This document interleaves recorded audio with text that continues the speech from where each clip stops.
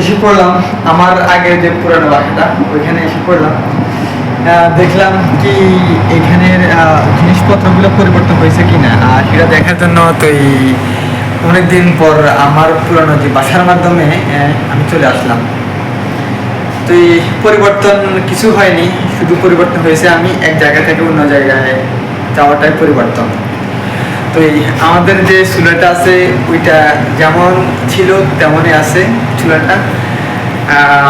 বাসার যে আসবাবপত্রগুলো বা কিচেনের ওইটা তেমনই আছে। আমাদের যে ফ্রিজটা আছে, ছোট্ট একটা ফ্রিজটা আগের মতনই আছে, সবাই ইউজ করে আমাদের এই ফ্রিজটা। তো ফ্রিজের ভিতরে আপনার মাছ মাংস এই ফ্রিজের ভিতরে আমরা বেশিরভাগ রেখে দিই। হলো আমাদের ফ্রিজ। আমি আমার মামা সহকারে একসাথে আমাদের পুরানো বাসার মাধ্যমে একসময় থাকতাম। এখন আমার মামা আছে, আমি মামার সাথে এখন থাকি না, অন্য জায়গায় আমি থাকি। তো সবাই আমার এই রুমে যারা যারা আছে সবাই আমার মামা হয়। তো এই মামার ফ্রেন্ড সার্কেল মিলে মামা আমি একসাথে এখানে থাকতাম। তো এই জায়গায় হলো দোহা মনসুরা, এলাকাটার নাম হলো দোহা মনসুরা। জায়গাটা খুব অসাধারণ বললে চলে, খুব সৌন্দর্য। আমি একটা না 13 বছর এখানে ছিলাম। তো এখান থেকে আমি অন্য জায়গায় চলে গেলাম।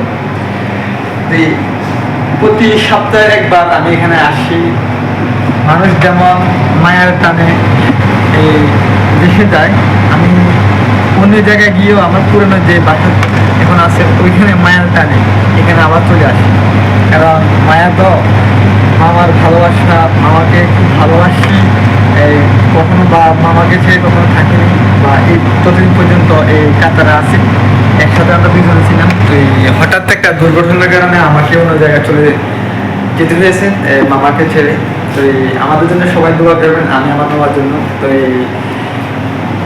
এরা আমার পুরোনো বাসার যে স্কিপটা, এই পুরোটাই হলো আমার পুরোনো বাসা। আমার হাতের যেই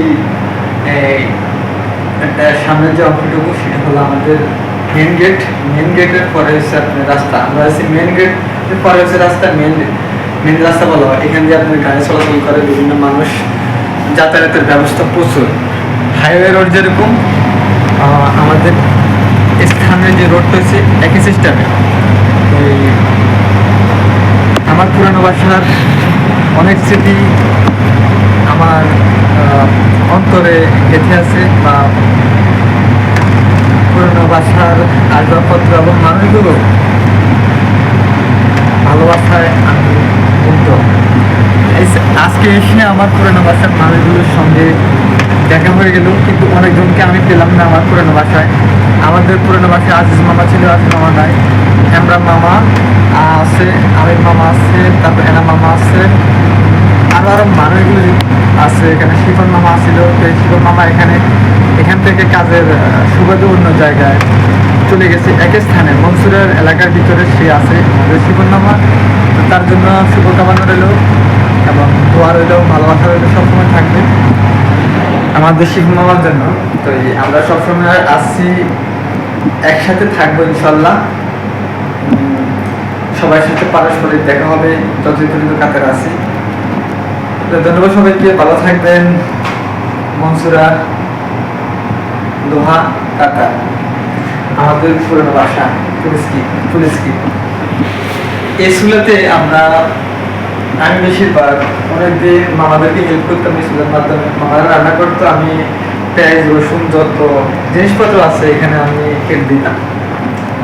তো এই শুভকামনা রইল আমার মামাদের জন্য। আমার ভালোবাসা আছে সবসময়। আমি তারেক আজিজ, আমার নাম তারেক।